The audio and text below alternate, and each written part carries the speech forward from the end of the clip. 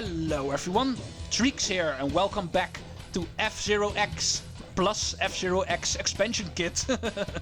Yesterday we got started with this game, did the introduction, learned how to play and did the first cup. Only 2 more to go before we need to move on to either the expansion kit cups or a higher difficulty. Perhaps there's more things to unlock. But more on that later. First we're going to play the Queen Cup. The Jack Cup was pretty basic, but now things get a little bit more complicated. The game knows we have actually learned how to play this game.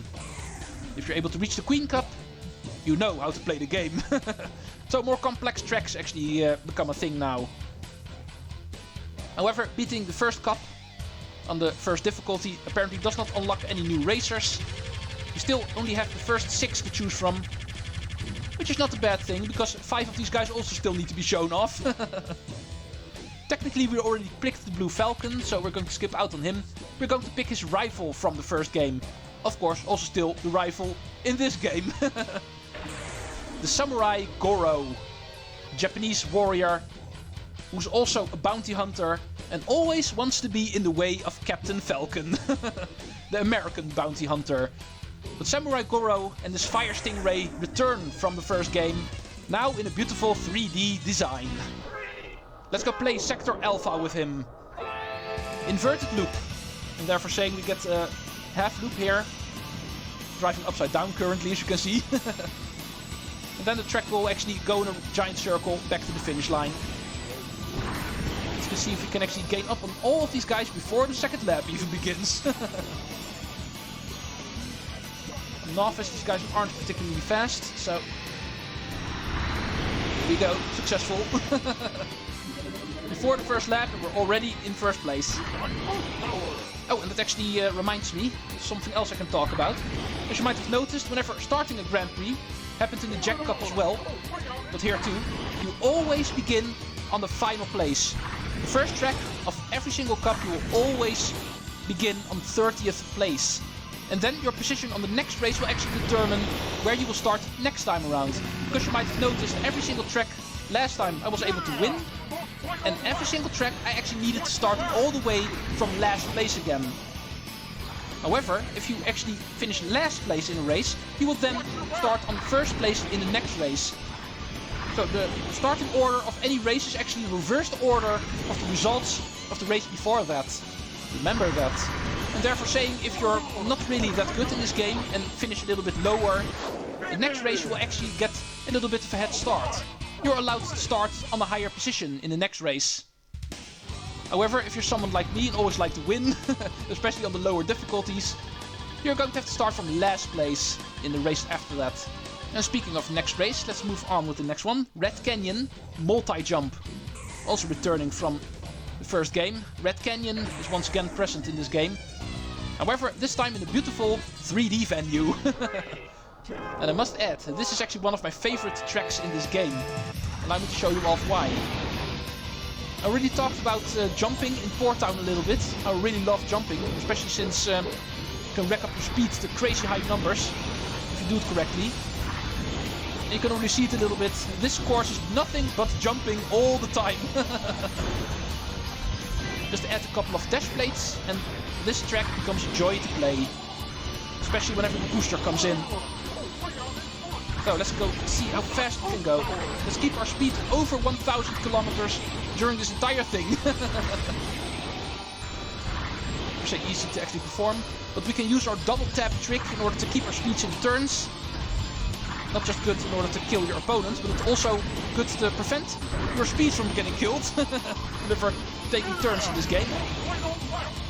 And especially in a track like this, it really comes in handy. A lot of jumps, and therefore a lot of opportunities to crank up our speed. So we need to double tap in order to make sure we don't lose that speed whenever a turn comes up.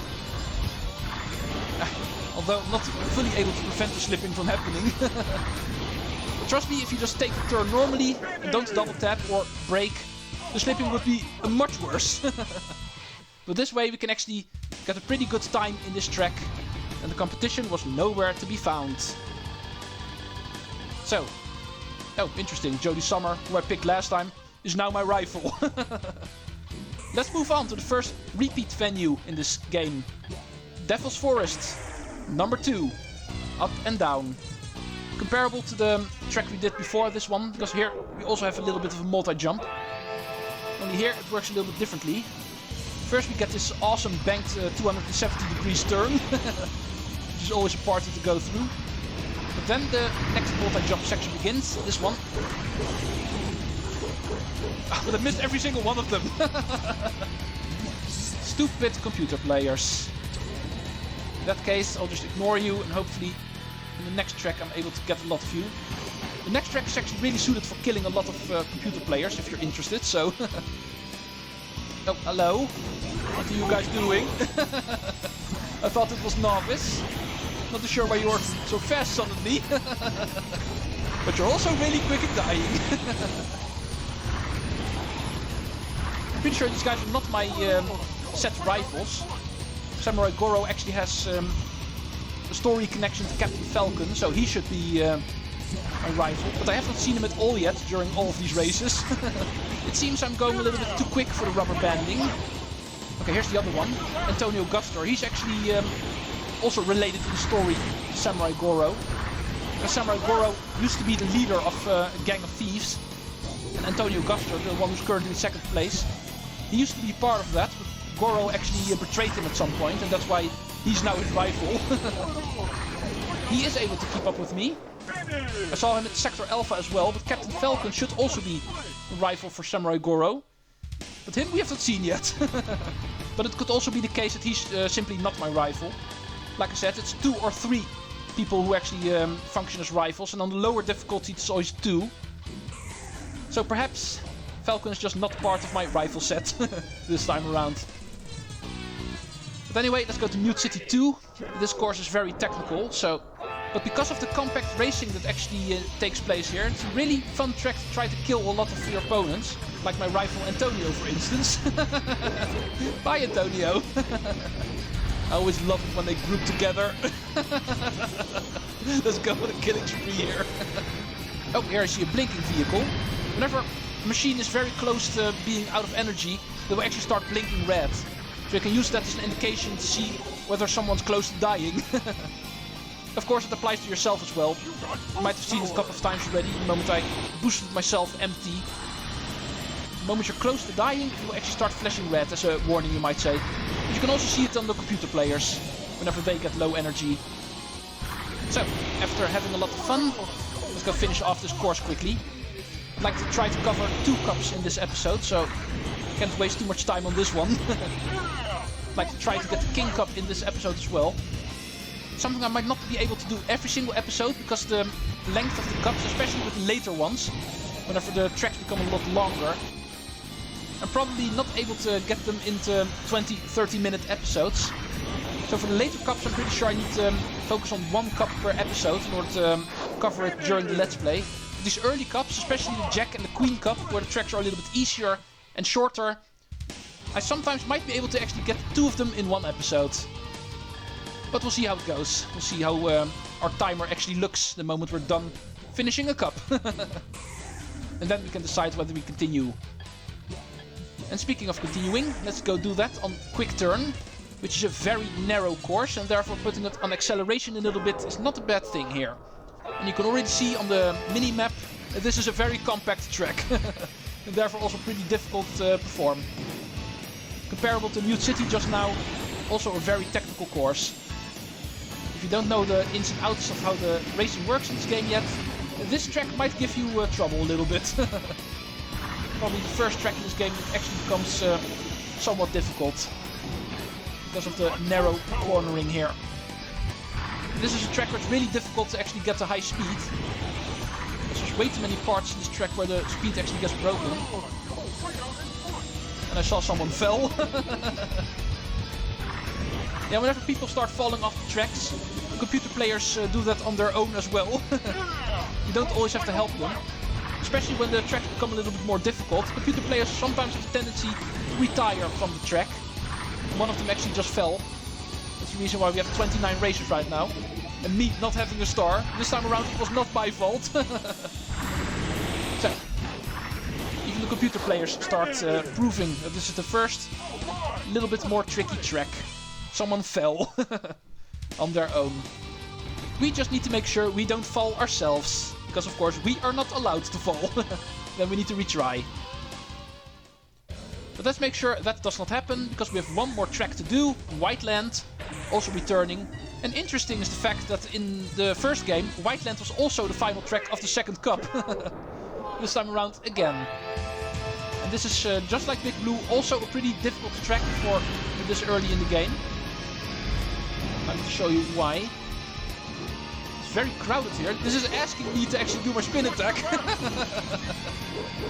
Bye guys. Oh, more people start falling. Well, at least 3 people are out. Okay, and here comes the tricky part. Very tricky jumping section. Just point your nose down a little bit. Then you can actually crank up your speed really high here, but don't go too fast. Because you can also overshoot the jumps here. Yeah, this is also a pretty technical track. Ouch, by the way. It cost me at least 1 boost. It's also a reason why you don't want to hit too many other racers or walls. Because every bit of energy that you lose means you get less abilities to boost, of course. Because your booster and your energy is the same bar in this case. So better make sure you don't hit as many walls, because then you're able to boost more. Let's go finish this Queen Cup. 11 minutes I see, so we'll do this final lap quick enough. We should also be able to get the King Cup in this episode. Let's go, be careful here because there's no walls, so this is also a part we can easily fall off. And this is one of my favorite things to do, especially in the final lap. Because now we can just go all out, you don't have to care about the pit area, so you don't have to heal anymore. You can go all out and finish off Whiteland in a pretty quick way. 26 seconds in the final lap, not bad. So, here we go, that was the Queen Cup. Clearly already a lot more difficult track-wise, but still only the second one. And therefore it can get even trickier. Let's go tally up our results, at least. My run with Samurai Goro, the Japanese samurai warrior, was successful. One of the characters returning from the first F-Zero game. And I must say, his machine does look awesome here in 3D. It looks even more awesome in F-Zero GX, a later 3D F-Zero. But we're not playing F-Zero GX quite yet. I must admit, that game I like a whole lot more than this one, and this game is already amazing. By far my favorite racing game up to this point. And this one is one of my favorite racing games ever made. But F-Zero GX is still, up to this day, my favorite one of all time. Can't wait to play that one again. But first, F-Zero X. Of course. Not going to skip out on this game. Also an amazing game. As these first 2 cups already prove. And I'm pretty sure last time the Bloodhawk was also on the podium. So Blood Falcon is already proving to be quite the character. Quite the good racer. But we're not going to play Blood Falcon quite yet. We don't even have him unlocked. We now have Samurai Goro. And perhaps beating the second cup and therefore getting our second cross. That might actually unlock the first line of racers. Or the second line, I must say. The first one we already had. And no. It seems we still only have these 6 racers available. The second, third, fourth and fifth line are still darkened out. Let's go play the King Cup with another machine we know from the first game. The Wild Goose. Pico, the turtle-like alien who acts as one of the most deadly assassins in the universe. Let's go see how deadly his Wild Goose is. Welcome to Firefield. It was the finale course in the first F-Zero game. Unfortunately, they actually downgraded the awesomeness of Firefield a little bit in this game. But it's still really fun to actually play around on. A very narrow lap. It's already promising for the second lap. I'd like to actually test my booster on that. And then we actually end in a zigzag jump. Which can be ignored by just jumping over the zigzag section. But you do need to be careful, because you are able to overshoot or undershoot and therefore making it tricky for yourself. But the most fun thing in this track is actually doing that section with the booster. Ah yeah, I was afraid of that, it failed. If you actually boost correctly on that section, you can go fast enough in order to get yourself loose off the track there, jumping over that hill.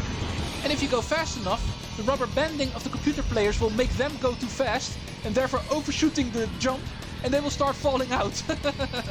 You can already see it happening a little bit here. A couple of people fell, but if you go fast enough you can make that even worse and pretty much all of them will fall off. Yeah, this is what I wanted. Crazy fast, and the computer players will try to match that because of the rubber banding, trying to keep up with us, and hopefully pretty much all of them will overshoot. Yeah, here they go. Let's slow down a little bit, giving them a chance to actually fall off the track. And let's see how much of our competition we can actually get rid of without ever killing a single one ourselves. Only 7 people are going to finish, it looks like. Nintendo thought it was a good idea to actually put rubber banding in this game, but I found a way to actually abuse that. Computer players killing themselves because of the rubber banding, going too fast over that hill, and these guys were not able to keep themselves on the track. It's pretty rare that all of them fall off. Usually most of them will if you actually try doing this trick. So let's move on, playing seriously now. The second silence is where we will continue Wavy Road. Comparable to the turn in Devil's Forest 2, the first turn, where there was a banked curve, the 270 degrees turn. There's a similar turn in this track as well, also making that interesting. This one, banking a little bit and then making a turn. Although this one is a lot harder to perform because of it being narrower. And dash space being here, also making it easier to actually slip out. So this is also the part where you actually want to build up your speed the moment the booster becomes available. The rest of the track is a lot of zigzagging, both horizontally and vertically. And that's pretty much the gimmick here. Now let's go see if we can rack up our speed. This banked curve. Really difficult to do in all honesty, because usually I slip out. Even with my double tap trick, I'm usually still not able to keep my balance here. Okay, that was pretty decent. Out of the double tap away through these turns. Oh, wreckage in the way. Also pretty funny to play around with. Whenever you get rid of opponents... Oh, someone fell again. Whenever somebody falls out of the top 6, you usually also see their picture disappear, which is also really funny to see. But anyway, I was talking about wreckages on the track. Whenever people fall off the tracks, you're of course immediately rid of them. But if racers actually run out of energy, they will actually leave behind the wreckage, like this guy over here. Do be careful, don't think the wreckages are just funny to say, haha, you are retired. They can actually still hinder you. They can be in the way, and hitting them will actually make you lose a bit of energy. But if you plow through them fast enough, you can actually get rid of the wreckage completely. And hopefully not killing the racer inside, because he still needs to race again next track. But okay, that's also something I could quickly address. Oh, and I saw there were still a couple of people with 0 points. Apparently James and Beastman retired in both of the tracks. I killed them here, and they were also part of the mass destruction on Firefield. And speaking of mass destruction, Sector Beta is actually pretty difficult to track. This might be the first time I actually retire myself. But this is usually the first track that gives me trouble, personally. Falling off here usually happens a lot here. Especially because of the shortcut being present to this track, which I can never resist taking, so... Perhaps I will actually show off the correct... Oh! That was indeed almost my first retire. Mrs. Arrow almost knocked me off the track there. Oh, speaking of knocking off the track, 7 people fell by that railingless section. Something that usually happens because of it being so crowded there. Oh, I'm surprised it didn't kill him. But anyway, here's a big shortcut, but because of this being the first time we're seeing the track, I think... Oh. Beaver killed himself by the mine. I almost killed him, but my attack failed. Was apparently not able to get him out of his energy fully. But the mine did the last bit, and he still retired. Poor Beastman. He was one of the people still at 0 points, so... He's going to remain at 0 points, even after 3 races.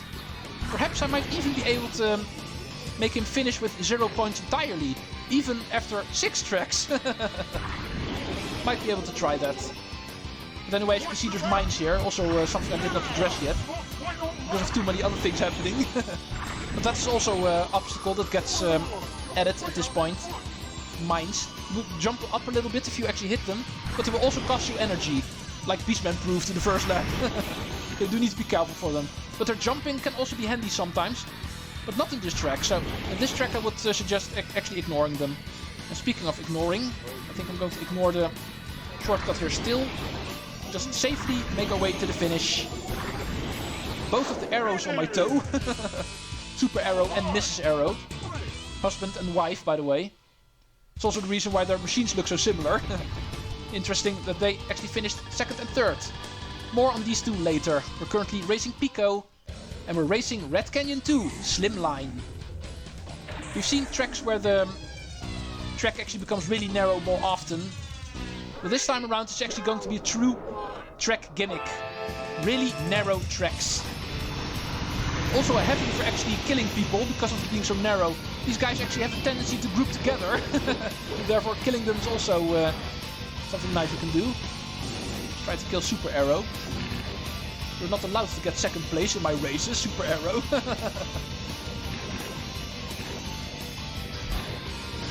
Oh, whoops.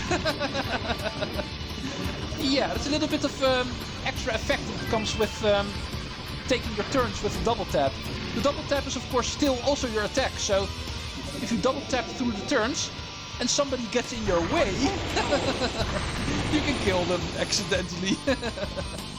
Emphasis on the accidentally. But anyway, let's boost over this hill, because this is another hill we can jump if we go fast enough. Oh! Also make sure to actually land on the track afterwards. That is a very important aspect whenever jumping. Make sure you land on the track afterwards. So, almost missed the pit area. Stupid sliding. Sliding can be very beneficial in this game. It's a very advanced technique, sliding in a proper way. So I think I'm going to cover that much later in the game. Normally, also the whole reason why I'm actually double tapping through my turns a whole lot. But normally you actually want to prevent sliding. Normally it breaks your speed. And of course also breaks your control. But sliding is not here for nothing. It can be beneficial. On a track like this and with settings like these, then it is not, so I'm not going to slide around quite yet. So, that was Red Canyon 2, also a pretty technical track because of it being so narrow. But the next track coming up is actually going to be the next special one. Whiteland 2 is a half pipe. The most tricky of the special types of tracks. Remember the pipes and the cylinders? Here in the King Cup we get introduced to the most tricky of all, the half pipe. Comparable to the regular pipe, only this one you can actually fall out of, because there's no guardrails here. And the double tap actually also plays a pretty big role in this type of track. Because whenever in turns, like this one, and if we start using the double tap, you can actually increase our speed. Once again, I'm just double tapping in order to crank up my speed, not per se to kill you guys. That's just a bonus effect. But yeah, as you can clearly see, whenever double tapping in a half pipe, you can actually go really crazy fast. Also really dangerous, of course. So make sure you know what you're doing, otherwise you're just going to end up killing yourself.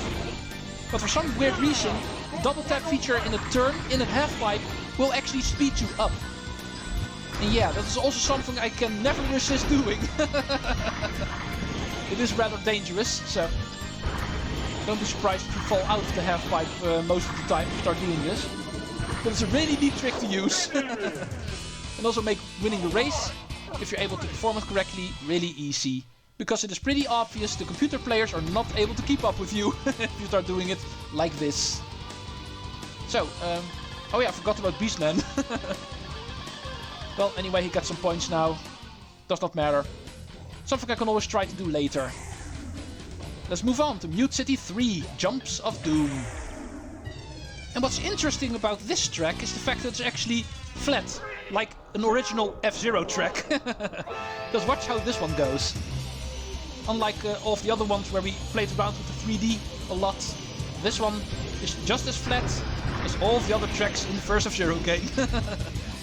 But of course we do have some vertical things to play around with, namely all of these jumps that are here. And especially the ones where you can actually cut the corners are really interesting to perform. Do be careful with this turn, because there's no guardrails here. It's still a King Cup track after all, so don't expect this one to be easy. It's actually taking all of these jumps as a shortcut, which is also immediately the gimmick of the track, of course. Cutting off this corner. Usually the computer players are actually not able to do that, so if you are able to perform your jumps correctly, this is the kind of track where you can get really, really far ahead of the computer, despite the rubber banding. And this is not the kind of rubber banding compared to the fire fields where the rubber banding will actually kill them. The computers are actually programmed to ignore the jumps. They are not able to perform them correctly, so they will always just go around them. Therefore, they will not kill themselves if they go too fast. Because of them ignoring the jumps, and I, of course, am taking the jumps, I'm actually able to get really far ahead of them. As you can see by the time interval, it's more than 10 seconds now. You can also see it on the mini-map.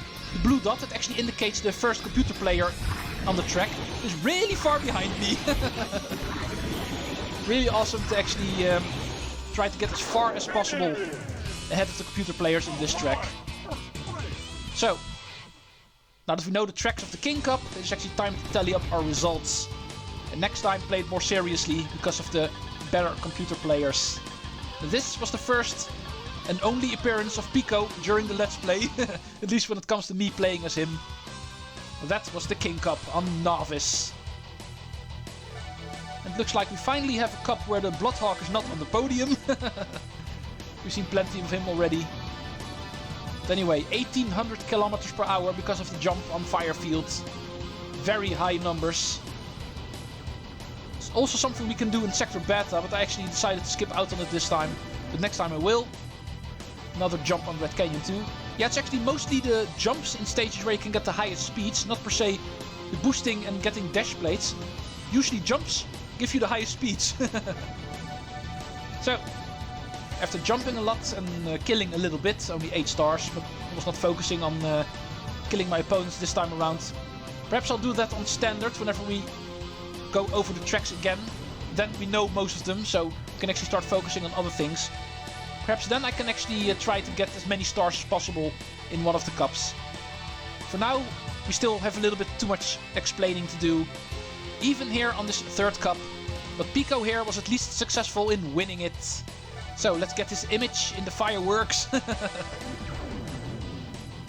and finish off this episode. The game says thanks for playing, but I will say thanks for watching. This has been the final regular cup on Novice.